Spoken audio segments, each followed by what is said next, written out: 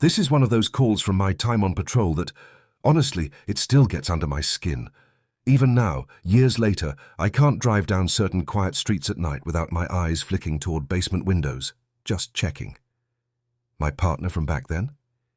He flat out refuses to take any calls in that neighborhood after dark, and I don't blame him one bit. It was a slow Thursday night, around 2:15 in the morning.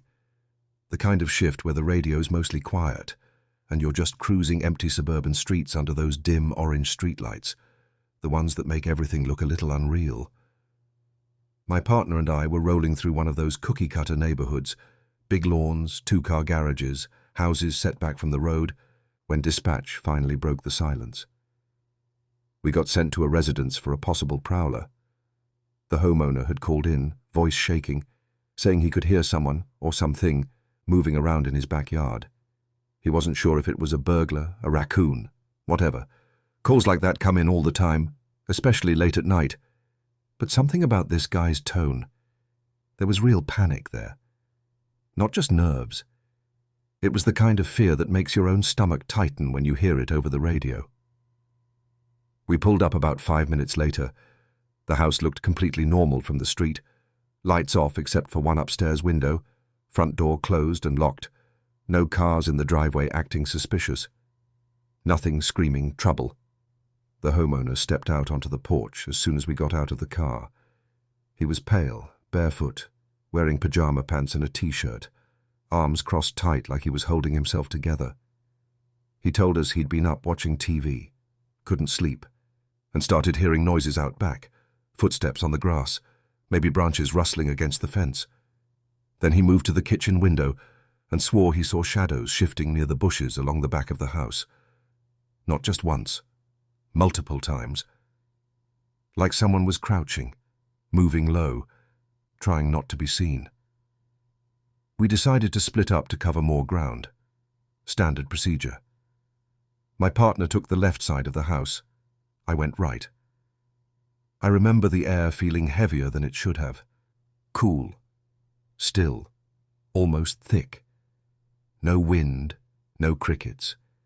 Just that unnatural quiet you sometimes get in the dead of night, where every small sound feels way too loud.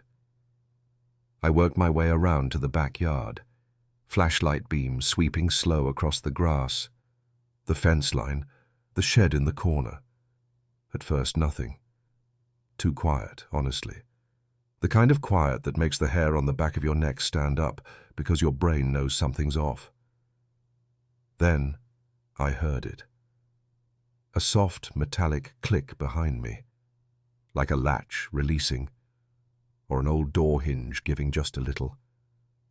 It wasn't loud, but in that silence it might as well have been a gunshot. I froze, heart kicking hard in my chest. I swung the light around, calling out in my best command voice, "Police! Come out now! Show yourself!" Nothing. Dead silence again. I started moving toward where the sound came from. Every step deliberate. Boots, quiet on the grass. That's when the beam caught the basement window at ground level. It was cracked open maybe 2 inches, just enough for someone or something to slip through if they were determined. I keyed my radio, keeping my voice low. "Hey, you seeing anything over there?" My partner whispered back almost immediately. "Yeah, same thing. Basement window on my side's cracked too." We both approached slow, flashlights trained on those windows like they might bite.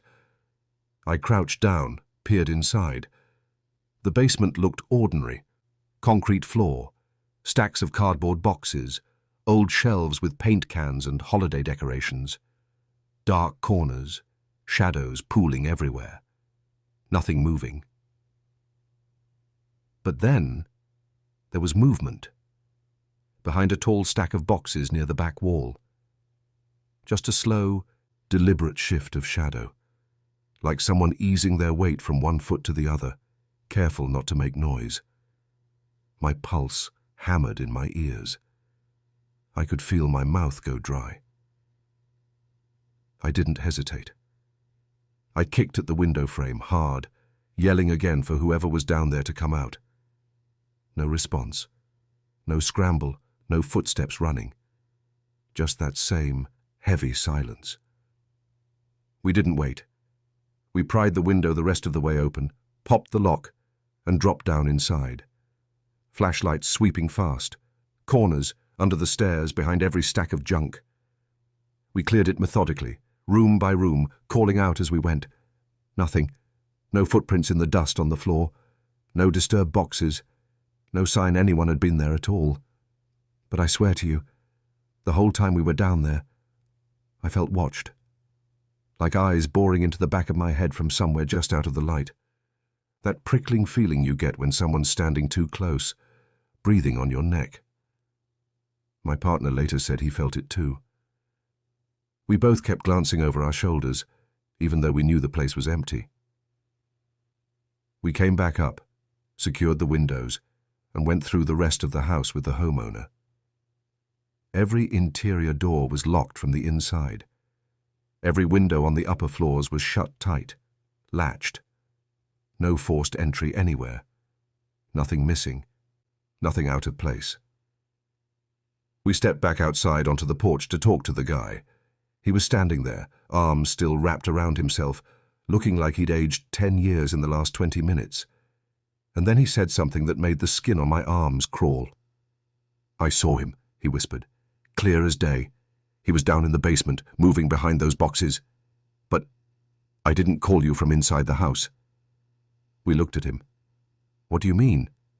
He swallowed hard. "When I saw the shadow, I ran upstairs to the bedroom and called 911 from there. I stayed up there the whole time you guys were searching. I watched from the window. I never went back downstairs." We checked with dispatch later. There had been a second call right around the time we arrived, from inside the house, same address. But the homeowner hadn't made it. The voice on that second call was calm, almost polite. It said something like, "They're here now. You can come in." And then the line went dead. No one ever explained it. No evidence. No prints. No explanation for that second call. Nothing was taken. Nothing broken. But every time I drive past that street, even now, years later, I slow down just enough to glance at those basement windows. Just in case something looks back. Low, distant wind picking up outside, then fading into silence. And that's the part that still keeps me up sometimes. Because whatever, or whoever, was in that house that night, it wasn't afraid of us. It was waiting.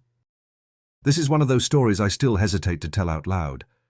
Not because I don't believe it. God knows I do.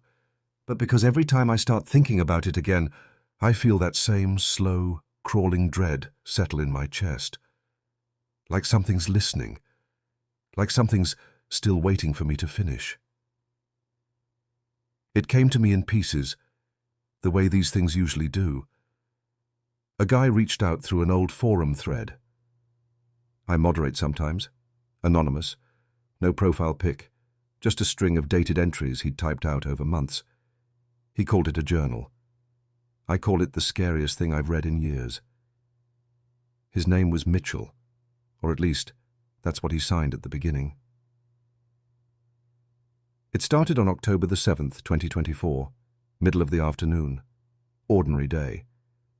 Mitchell's standing at the kitchen sink, letting cold water run over his hand while he fills a glass. Out back, their dog Winston, big, friendly golden retriever type, is doing what dogs do, nosing around the yard, probably sniffing the same patch of grass for the 100th time. Except this time Mitchell glances out the window and sees something that doesn't make sense. Winston isn't moving like a dog anymore. He's standing perfectly still on the patio, facing the yard, mouth hanging open. Not panting, not playful, just slack. Like the jaws come unhinged or like he's holding something invisible between his teeth. Then slowly, he rises up onto his hind legs. Not a hop, not begging. He doesn't wobble or lean forward for balance the way dogs do when they're trying to look tall. He walks. Slow, deliberate, casual. one paw in front of the other across the concrete like he's done it 1,000 times. The posture is wrong. Too upright, too even, too human. No bobbing head, no swaying hips, just smooth, practiced strides. Mitchell said the water kept running over his fingers until it went numb, but he couldn't look away. His brain kept throwing excuses at him: seizure, muscle spasm, heat stroke, trick of the light. But deep down, he knew none of them fit. Because this didn't feel like an animal being sick. It felt like he'd accidentally seen something private, something that wasn't meant for him.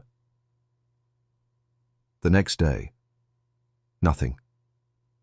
Winston acted completely normal. Ate his kibble, chased a squirrel along the fence, barked at the mailman like always. Mitchell tried to convince himself he'd imagined it. But that night, when Winston came over to rest his big head on Mitchell's foot the way he always did, something in the dog's eyes made Mitchell's stomach drop. He kicked him, hard, reflex, pure adrenaline. Winston yelped, skittered across the floor. His wife Brandy came running, laundry basket hitting the ground. "What the hell is wrong with you?" "He was looking at me weird," Mitchell stammered. "I swear he was looking at me wrong." She didn't speak to him for the rest of the night, and from then on, every time she looked at him, he could see it in her face. She thought he was the one turning into something dangerous. By day 3, he was spiraling, Googling late into the night. Can dogs walk on hind legs from neurological issues? Seizure symptoms in golden retrievers. Nothing matched. The dogs in those videos looked confused, sick, uncoordinated. Winston had looked rehearsed. Around 3 a.m., the searches got darker. Mimicry in animals' folklore. Skinwalker sighting suburbs. He knew how ridiculous it sounded. Creepypasta nonsense, forum roleplay. But buried in the garbage were patterns, stories about pets that suddenly behaved too perfectly, too aware, too patient. That night, Brandy knocked on the locked bedroom door. "Honey, you're talking to yourself. You're scaring me." At the door crack, he could see Winston's shadow. Not pacing, not whining, just standing there, listening. He installed cameras. Living room, kitchen, patio, hallway. 3 days of footage. Nothing weird. Winston sleeping, eating, staring at walls. But then he noticed something that made his skin crawl. In the living room feed, Winston walks from his rug to the water bowl, but he takes this wide, careful arc, hugging the wall, moving directly through the one blind spot where the lens curves and distorts, every single time. Mitchell tore the cameras down, said there was no point trying to trap something that already understood the trap better than he did. Brandy stopped sleeping in the same room, stopped talking to him for days at a time. She told him he was manic, that she was scared, not of the dog, of him. By late November, Mitchell was gone. Brandy asked him to leave, said he wasn't the man she married anymore. He didn't fight it. He just packed a bag and walked out, lost his job, started drinking, stopped eating regularly. Everything felt distant, like he was watching his own life through dirty glass. He still thought about Winston, saw him sometimes, peripheral flashes, standing, mouth open, waiting. On December 28th, he found a working payphone outside a gas station, enough change for one call. He had to warn her. Brandy picked up on the 3rd ring. "Brandy, it's me. Don't hang up." A long sigh. "Mitchell, where are you?" "It doesn't matter. Listen, the dog, Winston. You can't let him inside anymore. Lock the slider. He's not—" "Stop!" Her voice went flat, too calm. "Winston is fine. He's right here. Look at him, Bee. Does he pant? Does he blink right?" "He's a good boy," she said. "He misses you. We both do." The line went dead. Mitchell said it sounded like she was reading lines someone else had written. By early January, his entries got shorter, messier. handwriting shaking on notebook pages he later scanned and sent. He couldn't remember where he was sleeping. Friends' couches mostly. Places that smelled like cat food and regret. He hadn't eaten real food in days. Traded his watch. Traded his jacket. Said the cold kept him awake. Sometimes he forgot the word dog. Just thought him. He started hearing nails on hardwood at night, even when he was miles away. Then, February the 5th, 2025. He went back. Cleaned up first. Shaved in a gas station bathroom until his face bled. Chugged water. Tried to look like the husband she used to know. He stood across the street for a long time. Watched the lights come on inside. Watched the shadows move behind the curtains. The house looked bigger. Or maybe he felt smaller. Brandy answered the knock. Kept the screen door locked between them.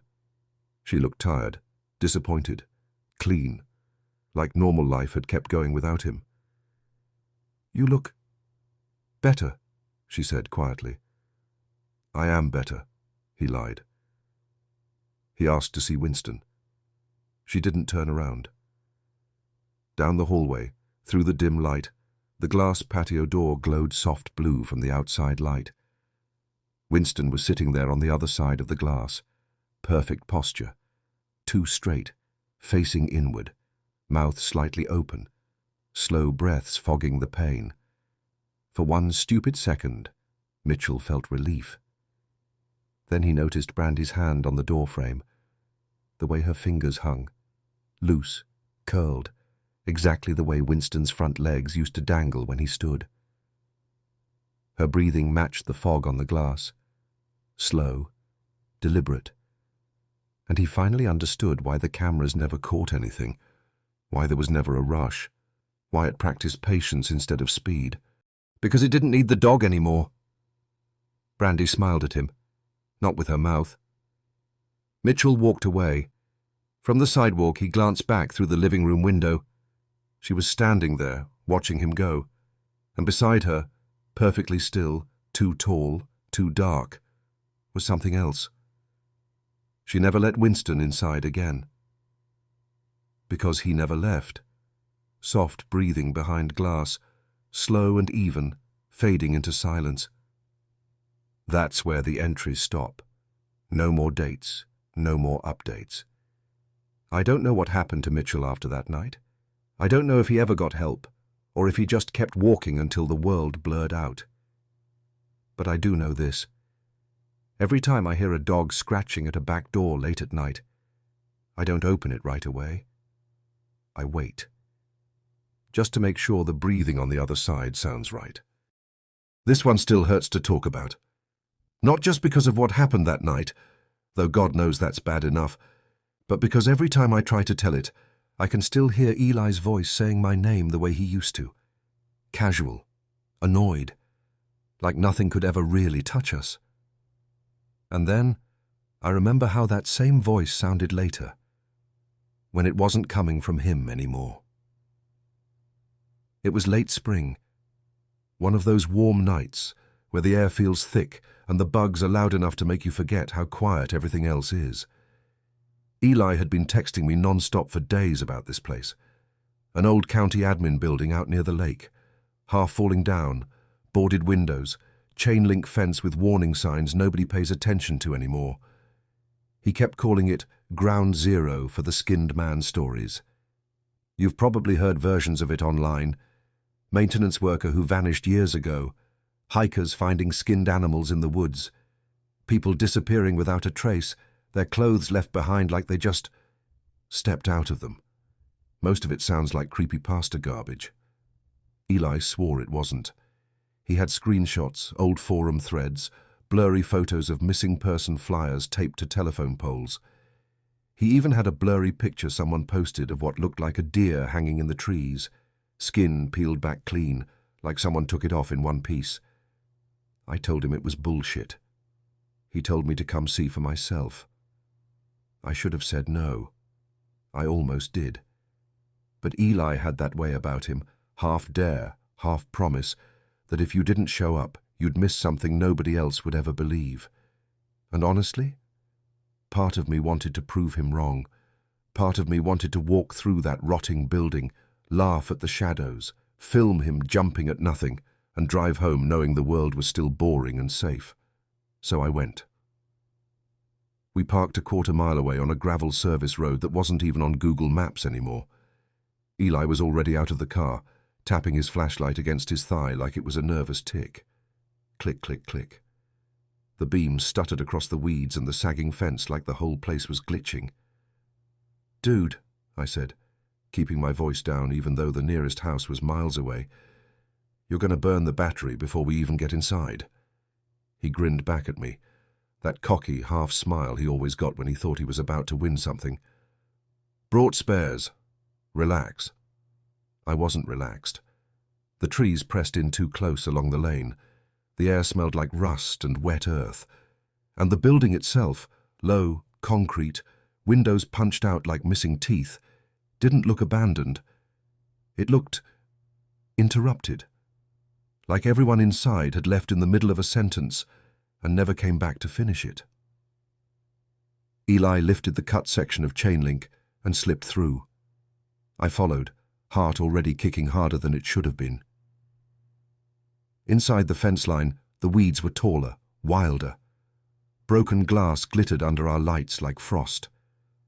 A rusted county sign lay face down in the dirt. The front doors hung open, glass long gone, frame warped like something big had forced its way through a long time ago. The moment we crossed the threshold, the air changed. It didn't feel empty. It felt full, like the darkness was pressing against us from every side, waiting for us to disturb it. Eli swept his flashlight across the lobby. Mildew, old paper, ceiling tiles missing in chunks, exposing wires and rusted beams. A reception desk flipped on its side like someone had shoved it in anger. He moved slow, filming little clips on his phone, whispering commentary like he was on some ghost hunting channel. Lobby area. Lots of debris. Definitely hasn't been touched in years. I wanted to tell him to shut up, but the sound of his voice was the only thing keeping the silence from swallowing us whole. We moved deeper. Hallways lined with closed doors. Some open, most shut. Every creak of the building made Eli flinch, even though he tried to play it off. I finally asked him, quiet, "Okay, explain the skinned man thing again. For real this time. No forum copy-paste." He pulled up a saved post on his phone, kept the screen dim. "Guy used to work maintenance here. Disappeared. Then people started vanishing around the lake. Hikers found skinned animals. Deer, mostly. Skin peeled off clean like a coat. And the missing people, they never found bodies. Just clothes. Folded sometimes. Like someone took them off and walked away naked. That's not proof," I said. "Then why do multiple people report the same thing?" he shot back. "Same building, same area, same... nothing left behind except clothes." I didn't have an answer for that. We kept moving until we found a small office that still had 4 walls and a door that closed. Corkboard on one wall, rusted filing cabinet, cracked window letting in a thin slice of moonlight. Eli shut the door behind us and leaned against it like he'd just finished a marathon. Break time. I slid my backpack off, handed him a water bottle. My hands were shaking more than I wanted to admit. He took a long drink, then looked at me serious for once. "I didn't drag you out here just to mess around. My cousin's friend disappeared last fall. Same trail. No body, no pack, nothing. And then I found threads saying the same thing happened here years ago. Same building. I think this is where it happens." I stared at him. "Eli, rumors don't make something real." "Then explain the clothes," he said quietly. "Explain why people keep finding them." I opened my mouth to argue. That's when he froze. His eyes dropped to the floor behind the desk. I followed his gaze, and everything in me went cold. Blood. Not old. Dried stains from years ago. Fresh-looking, dark, tacky patches on the carpet. A trail that disappeared behind the desk. We both moved the flashlights at the same time. Slumped in the corner, half in shadow, half lit, was a body. Human. Arms, legs. Head tilted at the wrong angle, and no skin. Not burned off. Not rotted away. Peeled. Clean. Surgical. Like someone had taken the outside off and left the rest behind. The muscles underneath were dark, glossy, already starting to dry at the edges. Eli made a sound I'd never heard from him before, half sob, half choke. I backed up until my shoulders hit the door. Then we heard it. A scream. Not outside. Inside. Deeper in the building. A woman's voice. Raw. Endless. Like someone was being hurt in a way that didn't let them stop. Eli clapped a hand over his mouth. I whispered, "We're leaving. Right now." He didn't move, just stared at the body. The scream cut off. Dead silence. Then, footsteps. Soft, slow, coming down the hallway toward us. We stopped breathing. The doorknob turned. Slow. Testing.